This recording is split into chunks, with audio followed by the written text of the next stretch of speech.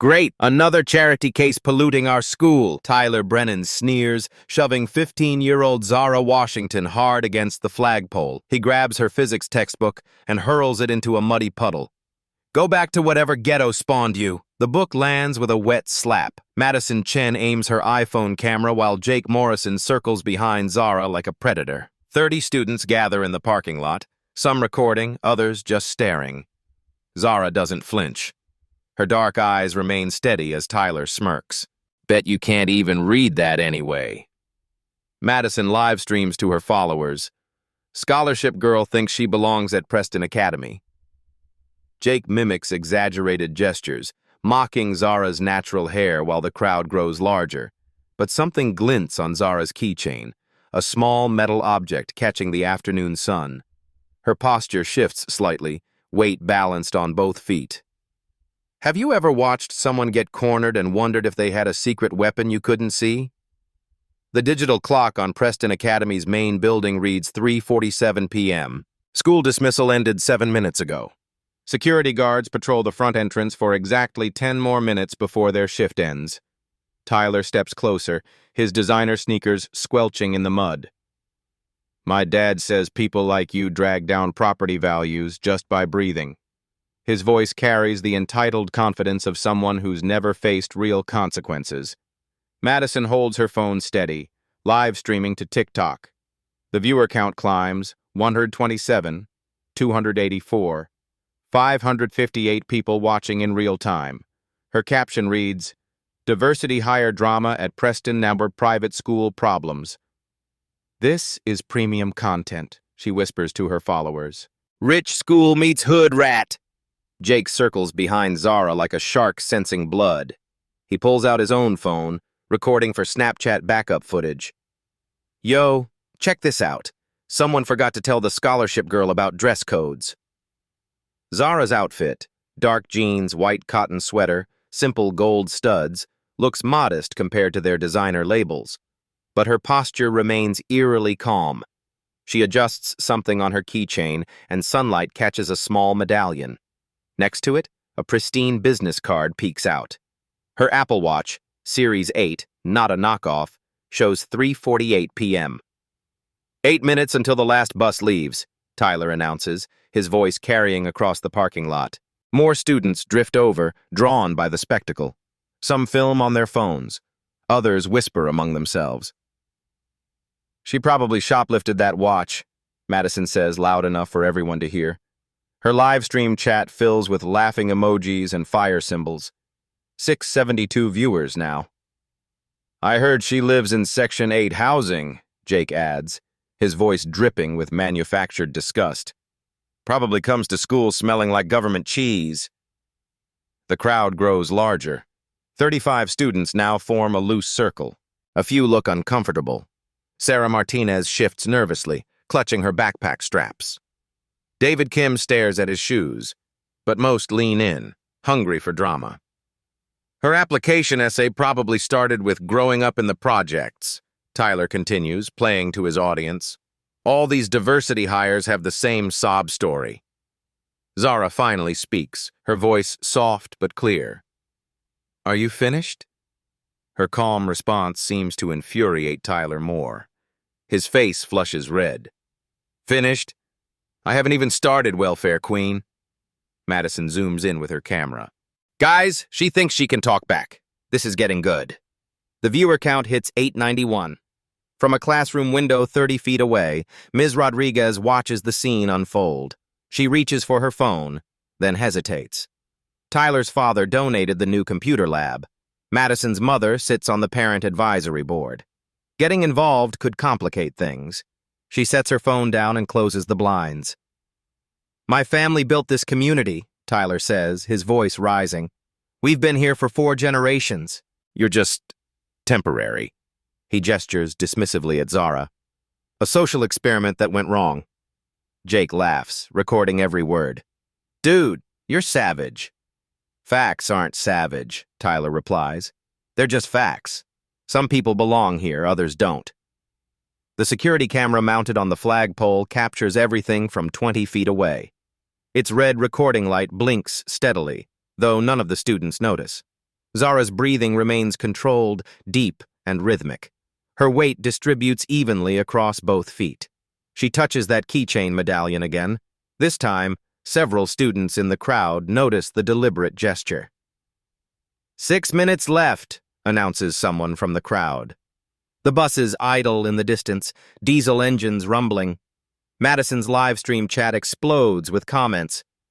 Where are the teachers? This is getting intense. Someone call security. But she keeps filming, addicted to the engagement metrics climbing on her screen. You know what I think? Tyler steps even closer, invading Zara's personal space. I think you're here on some kind of diversity quota, a token to make our school look progressive in the brochures. Stop it, Sarah Martinez whispers, but her voice gets lost in the crowd noise. A walking affirmative action poster child, Tyler continues, emboldened by his audience's attention. Probably can't even handle the coursework without special accommodations. Zara's eyes narrow slightly, but she doesn't step back. Her keychain catches the light again, the medallion more visible now, along with what looks like an expensive business card in a leather holder. 5 minutes until buses depart, Jake calls out, checking his Rolex. Clock's ticking, scholarship girl. The crowd presses closer. What started as curious observation has shifted into something uglier. Pack mentality takes hold as students who might normally stay silent get swept up in the mob energy. She's probably never even been in a real fight, Madison tells her viewers, now numbering 1,247. All talk, no action. That's how these people are. These people, Zara repeats quietly, testing the words. Yeah, Tyler says, puffing out his chest. These people who think they deserve what we've earned. Zara's fingers brush across her keychain one more time. The medallion swings freely now, catching afternoon light. Several students squint, trying to make out the engraving. Her Apple Watch shows 3:52 p.m. 4 minutes, she says softly, more to herself than anyone else. 4 minutes until what? Tyler demands. Until your ride from the projects picks you up? But something in Zara's tone has shifted. Her voice carries a new undertone, not fear or anger, but calculation. Like someone running through a mental checklist. The crowd senses the change, too. Conversations quiet slightly. Phone cameras zoom in closer. Madison's viewer count hits 1,500 and climbing.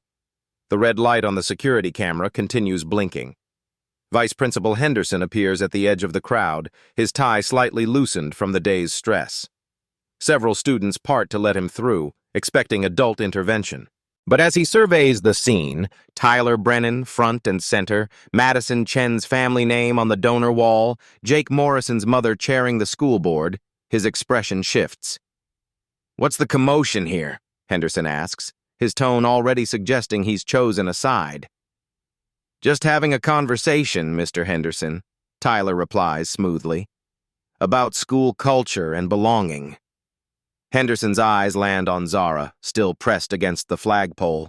Her ruined textbook lies in the mud nearby. Any reasonable adult would see the power imbalance, the intimidation, the clear harassment. Instead, Henderson sighs. Zara, maybe you should apologize for causing this disruption. These students have been here much longer than you. The crowd murmurs approval. Sarah Martinez stares in disbelief. David Kim pulls out his phone, finally starting to record, but not to help Zara. To protect himself if this goes viral. Apologize? Zara's voice remains steady, but something flickers behind her eyes. For the disturbance, Henderson clarifies. Preston Academy values harmony above all else. Coach Stevens jogs over from the athletic building, still wearing his whistle. He's built like a former linebacker, intimidating enough to shut down most conflicts. But when he sees the players involved, he checks his phone instead of assessing the situation. Everything under control here, Henderson? Stevens asks without looking up from his screen. Just some new student integration challenges, Henderson replies diplomatically. Madison's livestream chat explodes. Even the teachers are against her. This girl is so screwed. Preston Academy doesn't play. Her viewer count hits 2,100. 3 minutes until the last bus, Jake announces, his voice cutting through the crowd noise.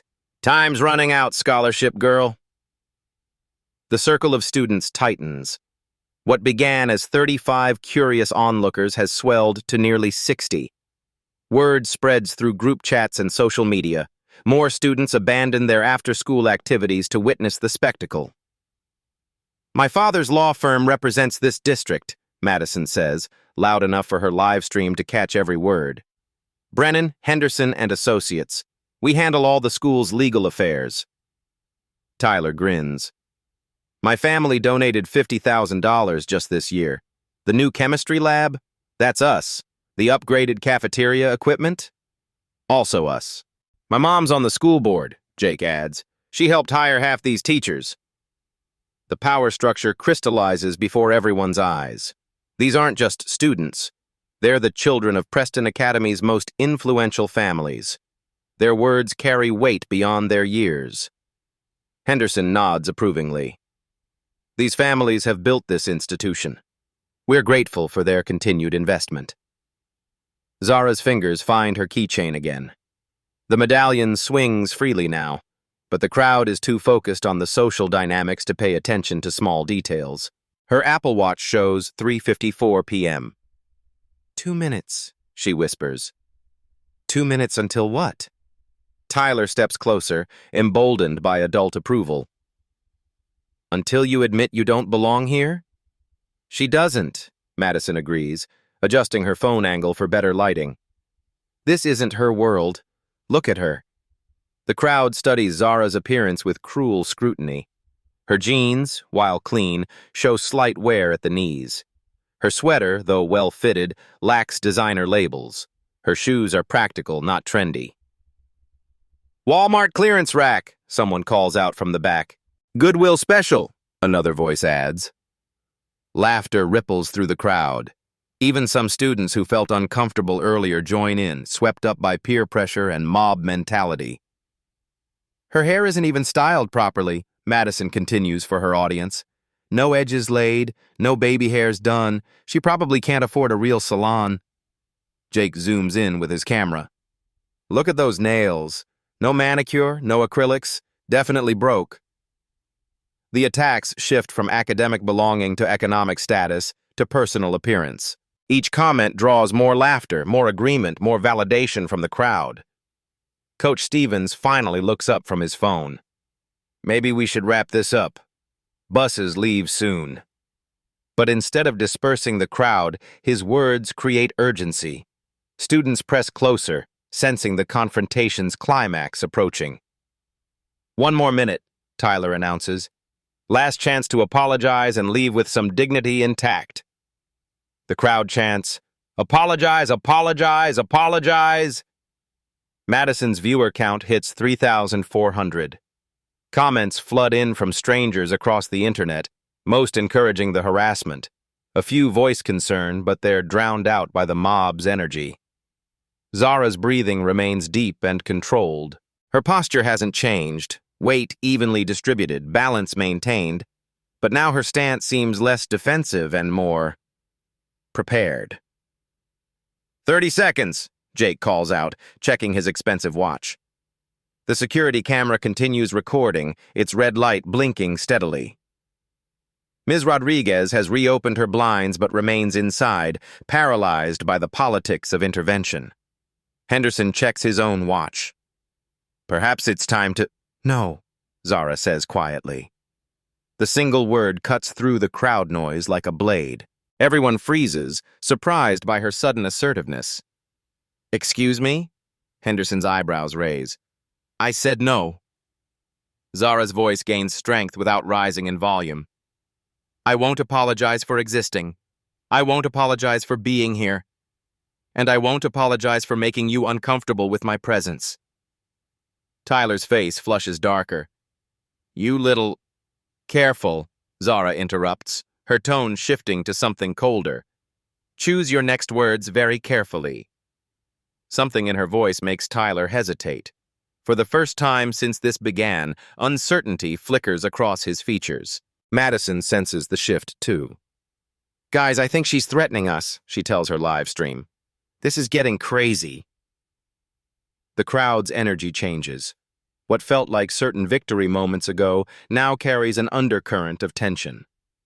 Students in the back start glancing toward the exits. Zara touches her keychain one final time. The medallion catches the light, and several students finally get a clear look at it. Whispers start in the crowd. Does that say, wait, I think I know her. But their murmurs get lost as Tyler, desperate to regain control, makes his fatal mistake. "You want to get physical?" He steps directly into Zara's personal space, close enough that his breath hits her face. "Is that what you're threatening? Some ghetto violence?" He reaches for her backpack. "Let's see what kind of weapons welfare queens carry to school." The crowd leans in, phones raised, expecting Zara to either cower or explode in rage. Instead, she does something nobody anticipates. She smiles. It's not a friendly smile. It's not a scared smile. It's the smile of someone who's been waiting for exactly this moment. "Last bus departing," comes an announcement over the school's PA system. The security camera's red light continues blinking. Madison's live stream hits 4,200 viewers, and Zara Washington finally shows them who she really is. Tyler's hand reaches for Zara's backpack strap. His fingers are inches away when everything changes. In one fluid motion, Zara shifts her weight, deflects his grab with her forearm, and uses his forward momentum to send him stumbling backward into Jake. The movement is so smooth, so practiced, that it looks almost choreographed. Tyler staggers, catching himself before falling. His face shows shock, then confusion, then rage. "What the—" "That," Zara says calmly, "was Aikido. Specifically, iriminage, a basic redirection technique." The crowd falls silent. Madison's phone shakes slightly as she struggles to process what just happened. Her live stream chat erupts. "Did she just flip him? That was smooth."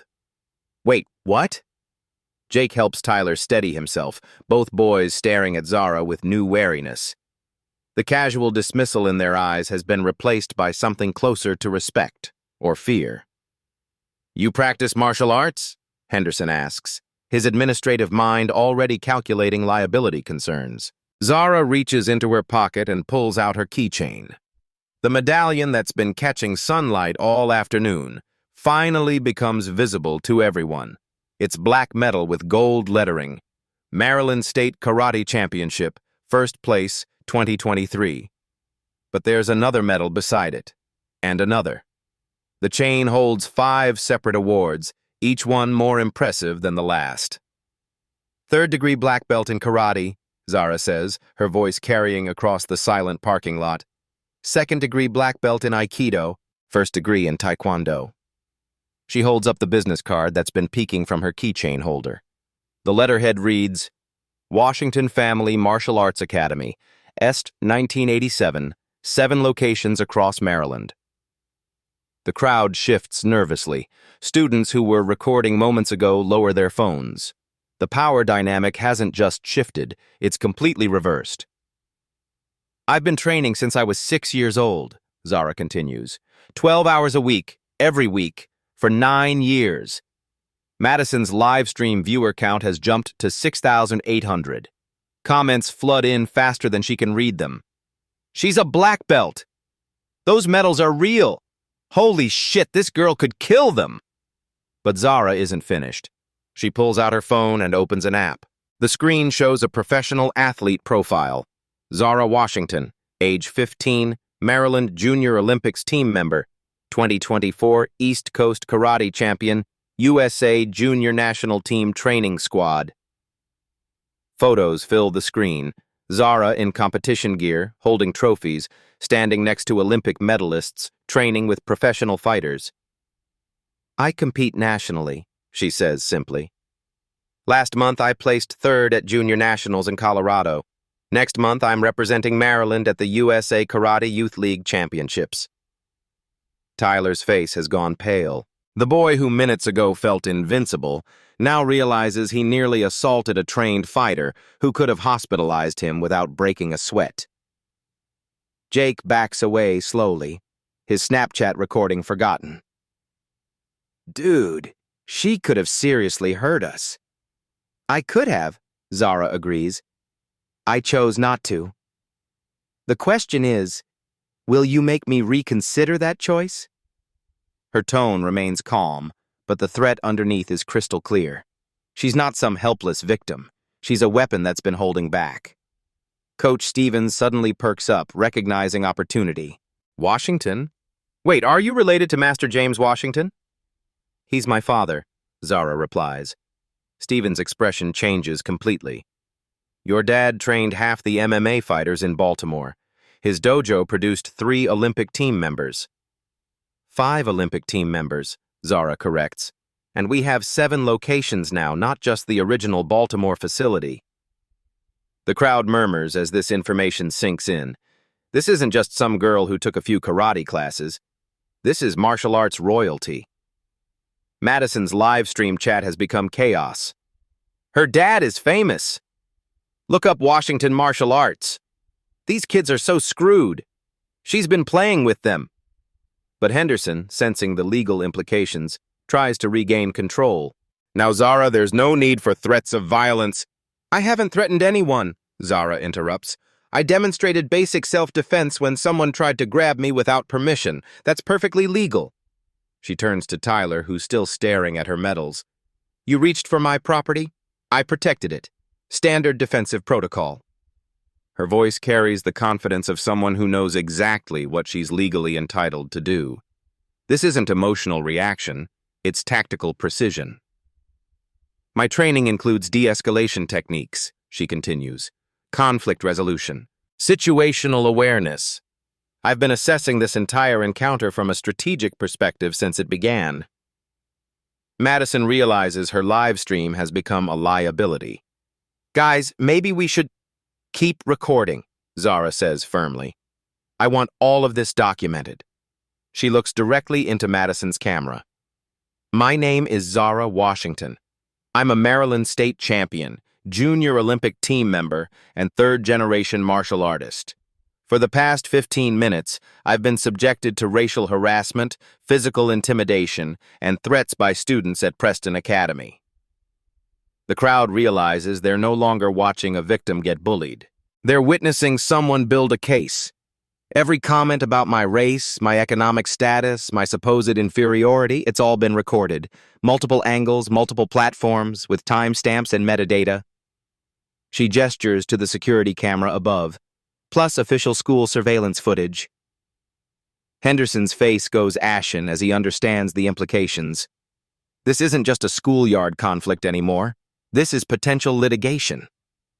Now, Zara continues, here's what's going to happen next. But before she can explain, her Apple Watch buzzes with a notification. She glances at it and smiles. Not the mysterious smile from before, but something warmer and infinitely more dangerous. Actually, she says, let me introduce you to someone first. A black Mercedes sedan pulls into the parking lot. The engine is nearly silent, but its presence commands attention. Students part automatically as it approaches. The driver's door opens and a tall, black woman in an expensive tailored suit steps out. Her hair is pulled back in a professional bun, her posture radiating authority. She walks with the measured confidence of someone accustomed to being the most important person in any room. That's my mother, Zara says simply. The woman approaches the crowd, her heels clicking against the asphalt. Students instinctively step back, creating a path. Federal Judge Patricia Washington, Zara announces. United States District Court, District of Maryland. Henderson's knees nearly buckle. A federal judge. He's been enabling the harassment of a federal judge's daughter on school property with witnesses and video evidence.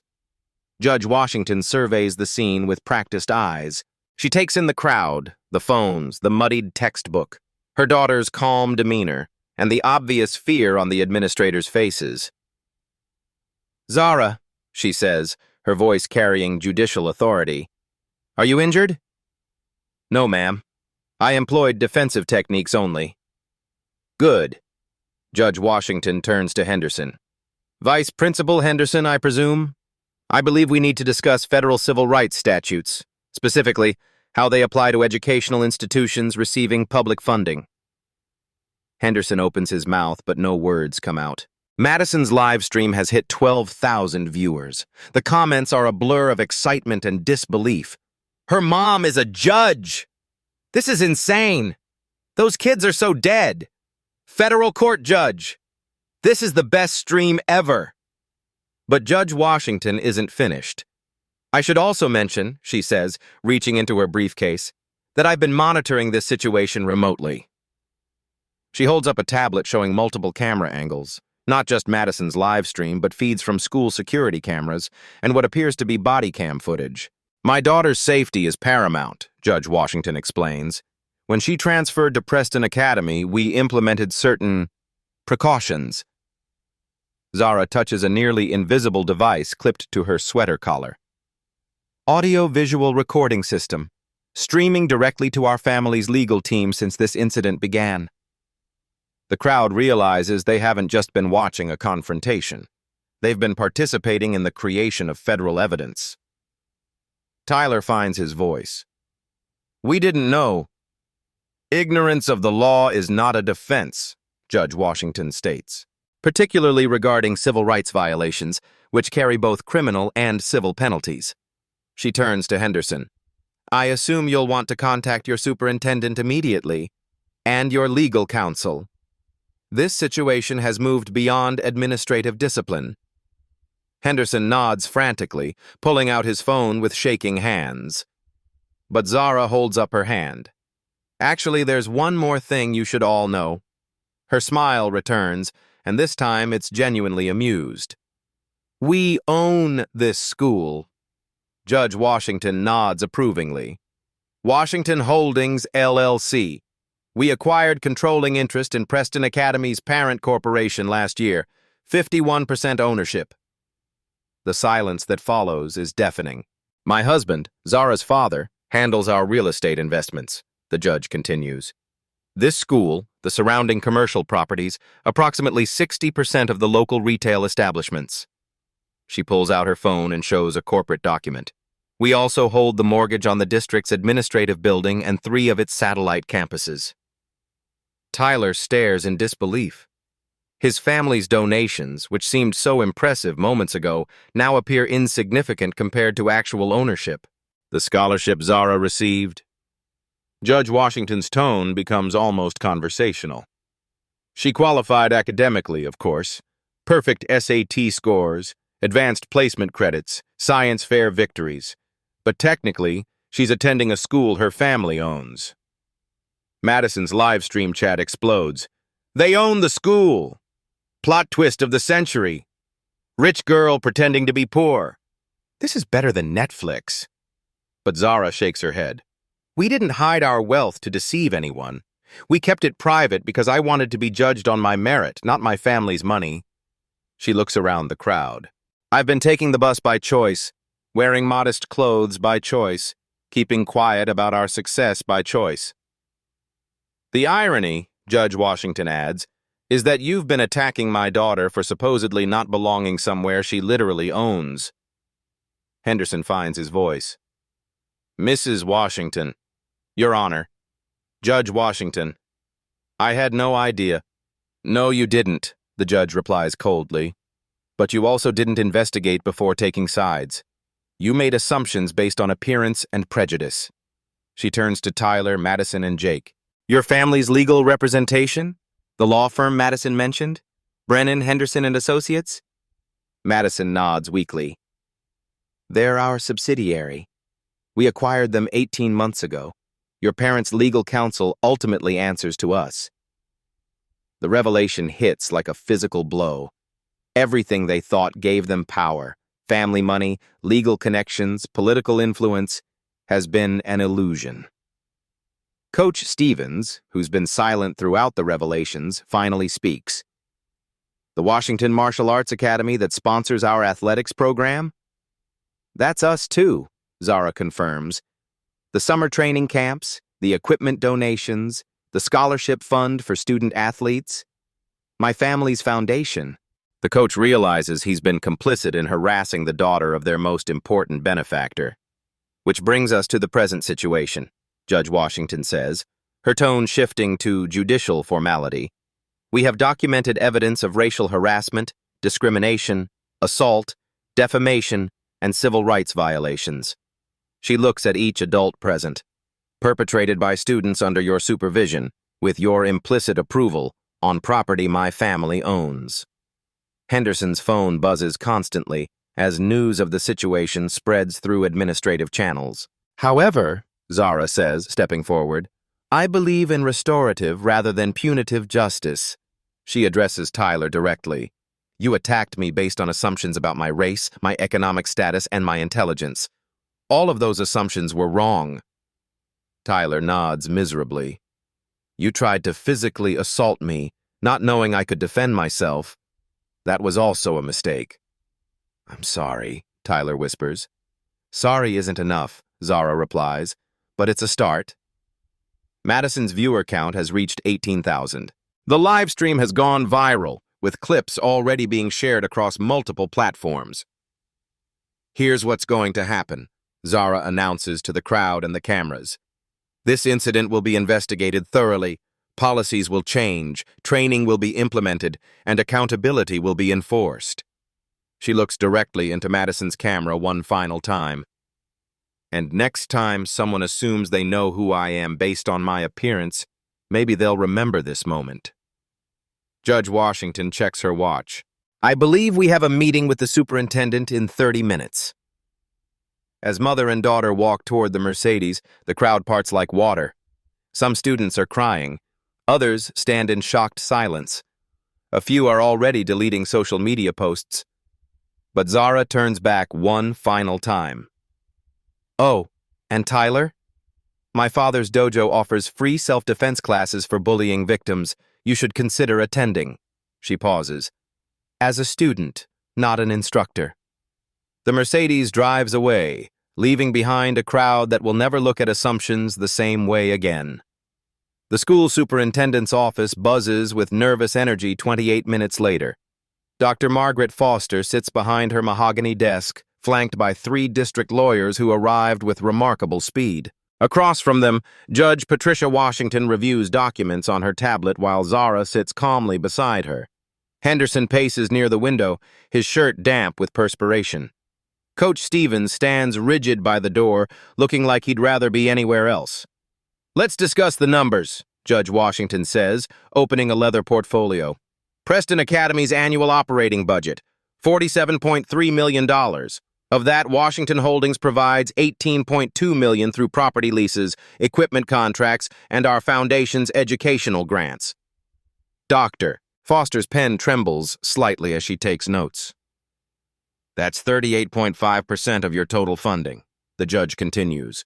Remove our financial support, and you're looking at immediate layoffs, program cuts, and potential closure of 2 satellite campuses.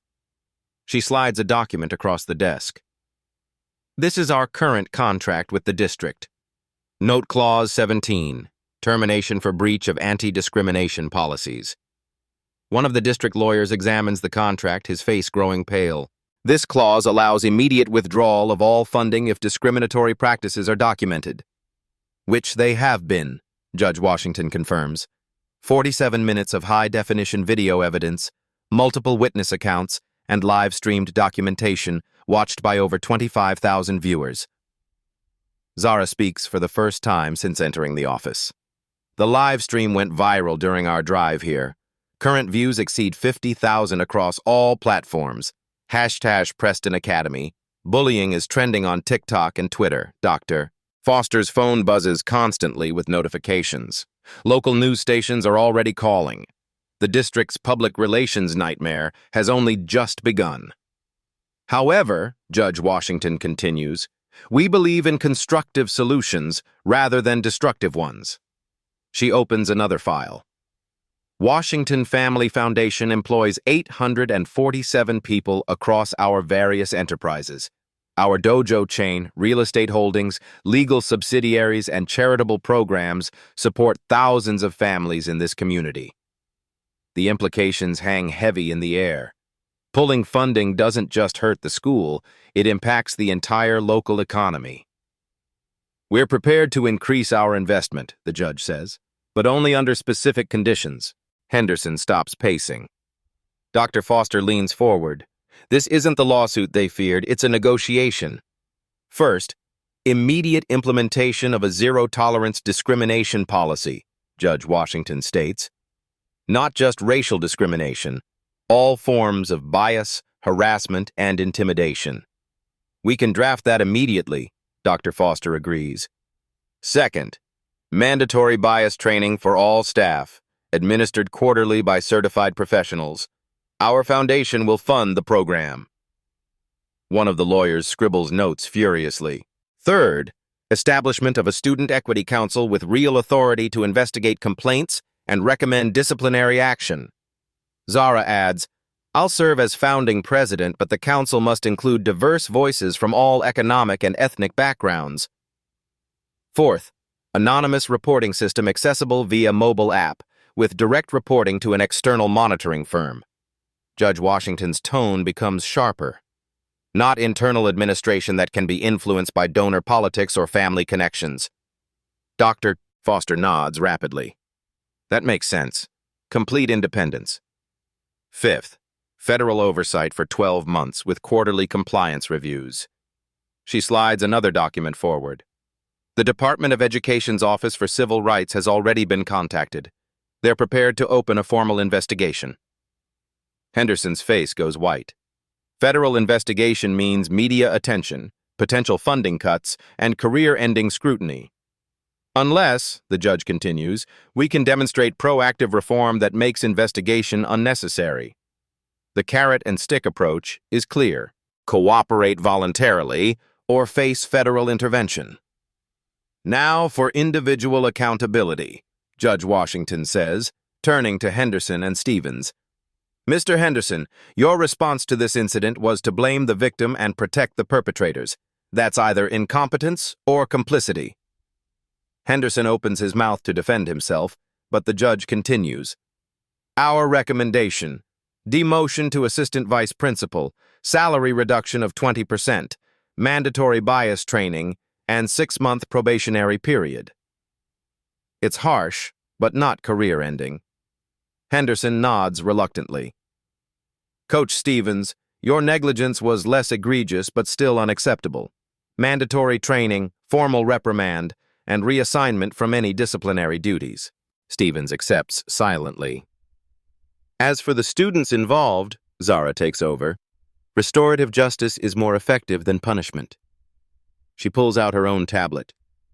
Tyler Brennan, 100 hours of community service at our youth center, working with underprivileged children, plus mandatory counseling sessions focusing on racial bias. Madison Chen, social media privileges suspended for 30 days, mandatory digital citizenship course, and public apology video to be shared on her platforms. Jake Morrison, transfer to our martial arts conflict resolution program, 40 hours of service learning about the history of civil rights.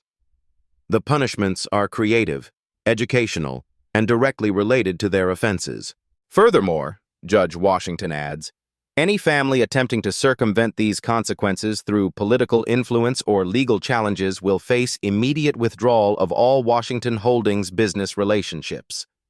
She looks directly at Dr. Foster. That includes legal representation, property leases, vendor contracts, and charitable donations. The message is clear. Try to protect these students from consequences, and the entire district suffers. We're also implementing positive changes, Zara says. Expanded scholarship programs for students from diverse backgrounds. Mentorship opportunities connecting business leaders with young people from all communities.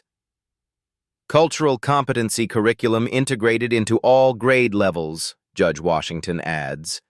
Not just tolerance education, actual appreciation for different perspectives and experiences. Dr. Foster finds her voice. These reforms sound comprehensive and valuable. How quickly can we begin implementation? Immediately, the judge replies. Our legal team will have preliminary documentation ready by tomorrow morning. Training providers are already on standby. The app developer can have a prototype ready within 2 weeks. One of the district lawyers raises a concern. The cost of these programs will be covered by our foundation, Judge Washington interrupts. We're investing in long-term community improvement, not seeking reimbursement. She stands, signaling the meeting's conclusion. But let me be absolutely clear about the consequences of future failures. Her judicial authority fills the room. Any pattern of discrimination, any attempt to retaliate against witnesses, any failure to enforce these new policies will result in immediate legal action. Federal civil rights lawsuits carry penalties of up to $500,000 per violation. Individual liability extends to administrators who enable discrimination. The lawyers take detailed notes, understanding that this isn't just policy, it's legally binding agreement.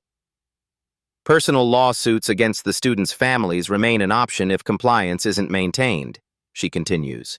Defamation, assault, intentional infliction of emotional distress, all viable claims with substantial damages potential. Henderson realizes his career depends entirely on ensuring these policies succeed. One final point, Zara says. This incident gained national attention because it was live-streamed. The world is watching how Preston Academy responds. She shows her tablet screen. The hashtag #PrestonAcademyBullying has been shared over 100,000 times. News outlets from CNN to local stations are requesting interviews. Handle this correctly and Preston Academy becomes a model for progressive education reform, Judge Washington says. Handle it poorly, and you become a cautionary tale about institutional racism. Dr. Foster straightens her shoulders. We'll handle it correctly. I hope so, the judge replies, because this isn't just about my daughter anymore. It's about every student who's ever been made to feel like they don't belong. She gathers her documents. We'll reconvene in 1 week to review initial implementation. Our monitoring firm will begin daily observations starting Monday. As they prepare to leave, Zara turns back to Henderson. Mr. Henderson, I don't hold personal grudges, but I do expect professional accountability. If you implement these changes sincerely, support all students equally, and create the inclusive environment Preston Academy claims to value, we'll have no further problems. Her tone carries quiet authority that reminds everyone she's not just a student. She's a stakeholder with the power to enforce her expectations. But if you fail, Judge Washington adds, federal court is always an option.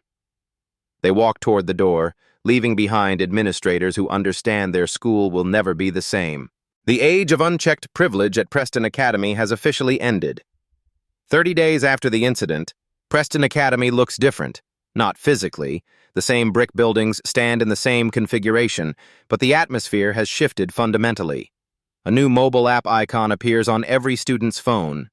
Report it. Anonymous reporting made simple, secure, and immediate. In its first month, the system logged 47 reports of various bias incidents, most resolved within 24 hours. Tyler Brennan spends his afternoons at the Washington Youth Center, teaching basic reading skills to 7-year-olds from low-income families. His mandated 100 hours of community service has become 120 hours by choice. Working with these kids changes your perspective, he admits to his court-mandated counselor. They're brilliant, curious, eager to learn. I was an idiot to think zip codes determine intelligence. His transformation isn't instant or complete, but it's genuine.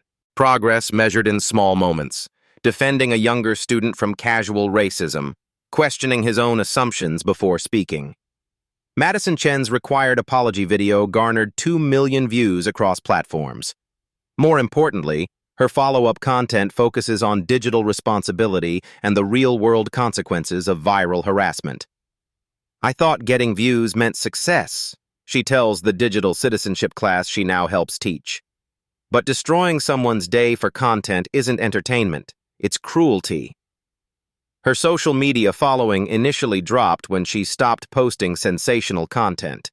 Then it grew again, attracting viewers interested in authentic discussions about privilege, bias, and accountability. Jake Morrison discovered an unexpected talent for conflict mediation at the Washington Martial Arts Academy. His work in the Youth Anger Management Program reveals genuine empathy beneath his previous aggression. Martial arts teaches control, he explains to younger students. Physical control, emotional control, moral control. I had none of those things before. Vice Principal Henderson, now Assistant Vice Principal Henderson, leads mandatory bias training sessions with surprising effectiveness. His demotion stung initially, but the experience of being held accountable transformed his leadership approach. I enabled discrimination because challenging it seemed harder than ignoring it, he tells new faculty during orientation.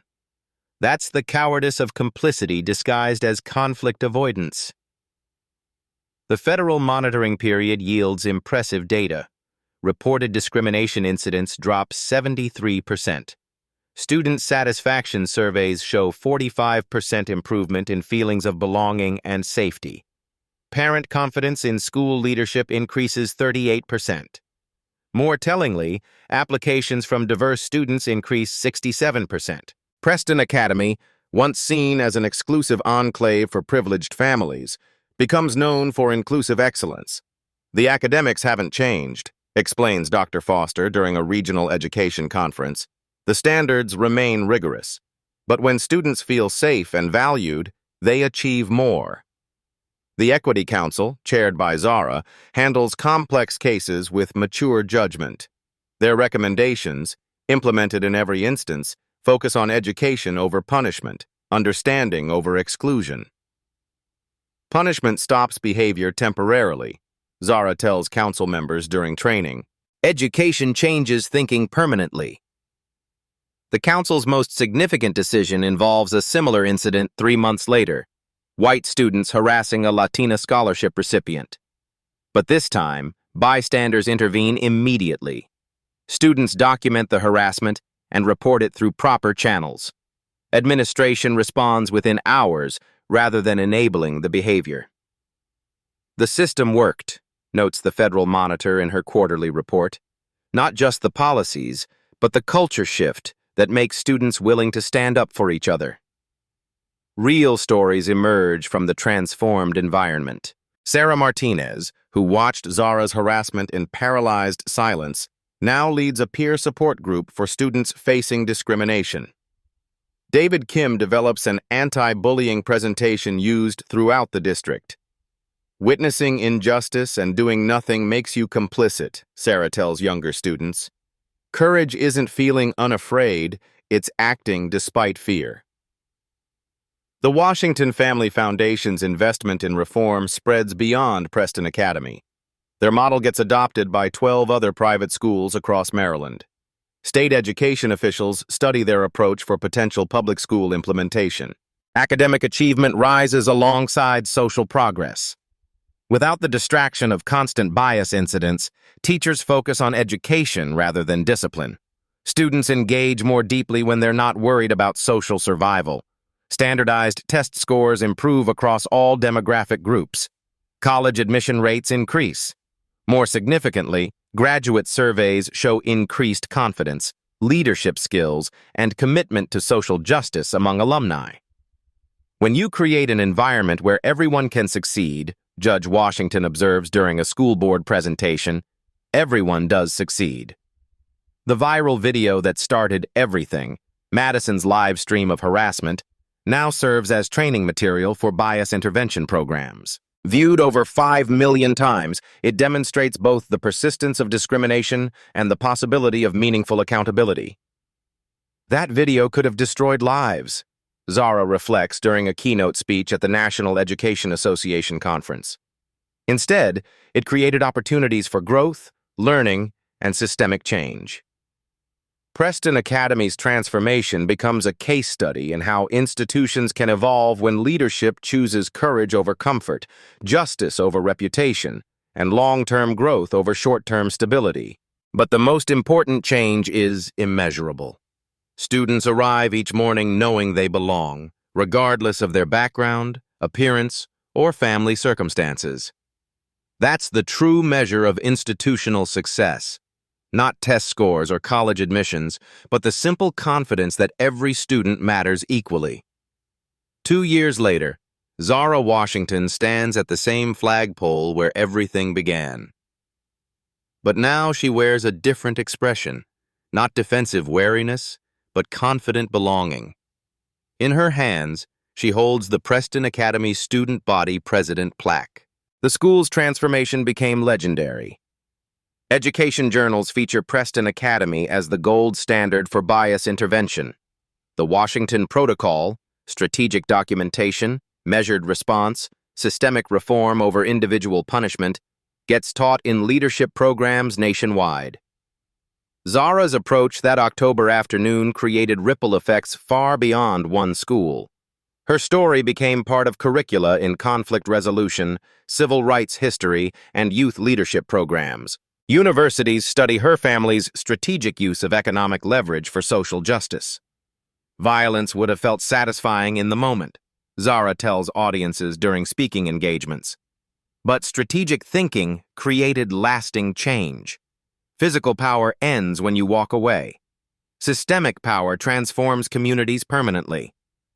Her personal legacy extends beyond institutional reform. The peer mediation program she established helps dozens of students annually. Her scholarship fund supports 37 young martial artists from underserved communities. Her advocacy work influences policy discussions at state and federal levels. Tyler, Madison, and Jake, now high school seniors, credit their transformation to that confrontation. Tyler volunteers with immigrant families learning English. Madison creates digital content promoting authentic allyship rather than performative activism. Jake trains younger students in conflict de-escalation techniques. That day broke us down completely, Tyler reflects during his college admissions interview. But it rebuilt us into better people. I'm grateful for the accountability, even though it was painful. These real-life stories demonstrate how accountability combined with opportunity creates genuine change. Not everyone who faces discrimination has Zara's resources or family support, but everyone can learn from her strategic thinking and measured response. The touching stories that emerged from Preston Academy's transformation inspire educators globally. Students who felt invisible became leaders. Bystanders developed courage. Administrators learned that moral leadership requires personal risk. More importantly, a generation of students learned that discrimination isn't inevitable or acceptable. They witnessed firsthand how strategic resistance combined with economic leverage can dismantle systemic bias. Judge Washington's judicial approach, requiring concrete behavioral change rather than symbolic gestures, became a model for civil rights enforcement. Her daughter's restraint demonstrated that true power lies in strategic thinking, not reactive emotion. Black voices speak loudest when they speak with precision, preparation, and purpose, Zara concludes during her final speech as student body president. We don't need to shout when we can strategize. We don't need to fight when we can reform. Her legacy lives in every student who now feels safe at Preston Academy. Every administrator who chooses courage over comfort. Every parent who knows their child belongs, regardless of background. The flagpole still stands where it always did. But now it represents something different. Not a place where students get cornered and humiliated, but where transformation began. Your turn to act. Have you witnessed discrimination in your community? Don't stay silent. Document everything. Know your legal rights. Build coalitions with people who share your values. Sometimes the most powerful weapon isn't physical strength. It's knowledge, courage, and strategic thinking. Share your own stories of standing up to injustice in the comments below. Subscribe to Black Voices Speak for more stories of strategic resistance, community transformation, and young people changing the world through intelligence rather than intimidation. Together, we document these experiences. Together, we create accountability. Together, we build the inclusive communities our children deserve.